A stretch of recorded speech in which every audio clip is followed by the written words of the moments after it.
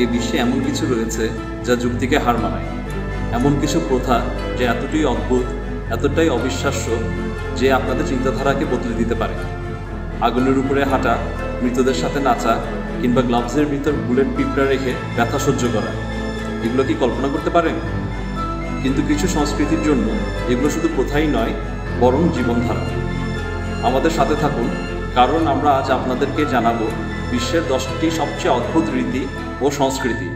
তবে সাবধান, কিছু রীতি আপনার বিশ্বাসকে প্রশ্নবিদ্ধ করতে পারে।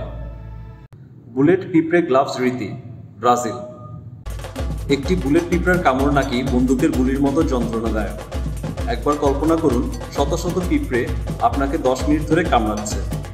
ব্রাজিলের অ্যামাজন বনাঞ্চলের সাটের মাওয়ে উপজাতির ছেলে শিশুদের জন্য এটি চরম দুঃসহ পরীক্ষা। 12 বছর বয়স থেকে ছেলেদের এই যন্ত্রণার মধ্যে দিয়ে যেতে হয়, এবং শুধু একবার নয়, 20 বার। কেউ যদি ব্যথা সহ্য করতে না পারে তবে তাকে আবার পরীক্ষা দিতে হয়। কিন্তু কেন? এই উপজাতির কাছে ব্যথা সহ্য করাই পুরুষত্বের প্রমাণ। আপনি কি সাহসী হলে এটি করতে পারতেন? স্কাই ব্যারিয়াল, তিব্বত। আপনি কি বিশ্বাস করবেন যদি বলি কিছু জায়গায় মৃতদের কবর দেওয়া হয় না, দাহও করা হয় না, বরং শকুনদের খাওয়ানো হয়? তিব্বতের উঁচু পার্বত্য অঞ্চলে মৃতদের কবর দেওয়া সম্ভব নয়, কারণ মাটি এতটাই জমাটবদ্ধ থাকে যে খনন করা কঠিন। একই সঙ্গে দাহ করার মতো কাঠও পাওয়া যায় না, তাই সন্ন্যাসীরা একটি বিশেষ প্রথা পালন করেন, স্কাই ব্যারিয়াল। মৃতদেহকে কেটে টুকরো টুকরো করা হয় এবং পাহাড়ের চূড়ায় রেখে দেওয়া হয়, যাতে শকুনরা এটি খেয়ে ফেলে। শুনতে অদ্ভুত লাগলেও তিব্বতীদের কাছে এটি সম্মানের ব্যাপার, প্রকৃতির কাছে দেহ ফিরিয়ে দেওয়ার এক পবিত্র রীতি। তিউওয়াহ অন্ত্যেষ্টিক্রিয়া, ইন্দোনেশিয়া, দায়াক উপজাতি। দায়াক উপজাতি তিউওয়া অন্ত্যেষ্টিক্রিয়া। কল্পনা করুন, আপনাকে কি বছরের পর বছর অপেক্ষা করতে হবে প্রিয়জনকে যথাযথ বিদায় জানাতে? বর্নেডিওর দায়াক উপজাতির বিশ্বাস, মৃত্যুর পরপরই আত্মা পরকালে পৌঁছাতে পারে না, যতক্ষণ না তাদের মৃতদেহকে সঠিকভাবে সম্মান জানানো হয়। তাই পরিবারের সদস্যরা দীর্ঘ বছর ধরে মৃতদের দেহ নিজেদের ঘরে রাখেন, যতক্ষণ না বিশাল তিওয়া উৎসব অনুষ্ঠিত হয়। কঙ্কাল উত্তোলন করা হয়, ধোয়া হয় এবং একটি বিশেষ স্থানে রাখা হয়।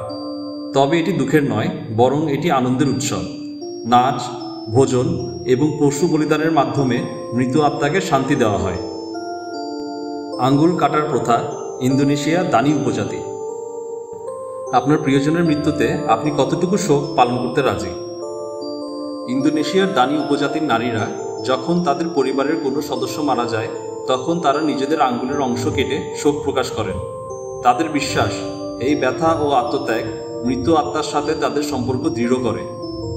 আজকাল এই রীতি খুব একটা দেখা যায় না, তবে প্রবীণরা এখনও এর চিহ্ন বহন করে আছেন। পাস্তা রীতি, নেপাল। নেপালের চাকমা জনগণের পাস্তা রীতি। এখানে তারা মৃতদের অন্ত্যেষ্টিক্রিয়ার পূর্বে তাদের মৃতদেহকে মাথার উপর রাখতে বাধ্য হয়।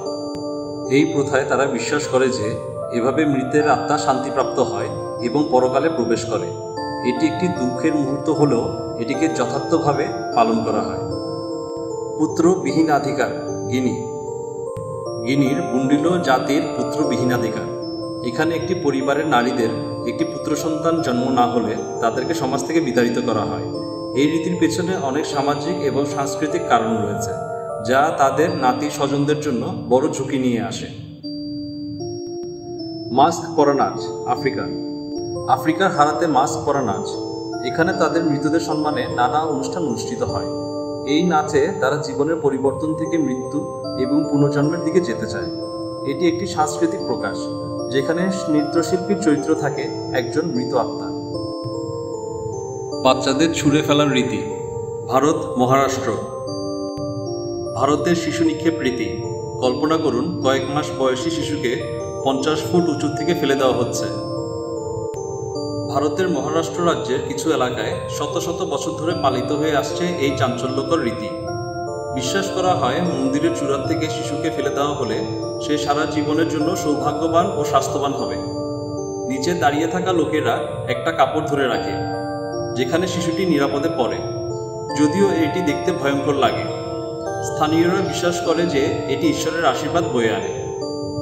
এই রীতি আপনার কেমন লাগলো? ভয়ঙ্কর নাকি আশ্চর্যজনক?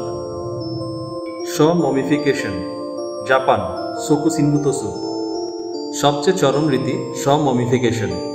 জাপানের কিছু বৌদ্ধ সন্ন্যাসী চূড়ান্ত আত্মত্যাগ স্বরূপ নিজেদের ধীরে ধীরে জীবন্ত মমি বানিয়েছেন। তারা এক নির্দিষ্ট খাদ্যাভ্যাস অনুসরণ করতেন, বিষাক্ত গাছের রস পান করতেন এবং ধ্যানমগ্ন থাকতেন যতক্ষণ না তাদের দেহ প্রাকৃতিকভাবে সংরক্ষিত হয়ে যায়। এটি শোনার মতোই চরম এক রীতি, কিন্তু তাদের কাছে এটি ছিল মুক্তির পথ। এই রীতিগুলোর মধ্যে কোনটি আপনাকে সবচেয়ে বেশি অবাক করেছে কমেন্টে জানান। আর আমাদের ভিডিওটি যদি ভালো লেগে থাকে তাহলে লাইক, শেয়ার এবং সাবস্ক্রাইব করতে ভুলবেন না। ধন্যবাদ।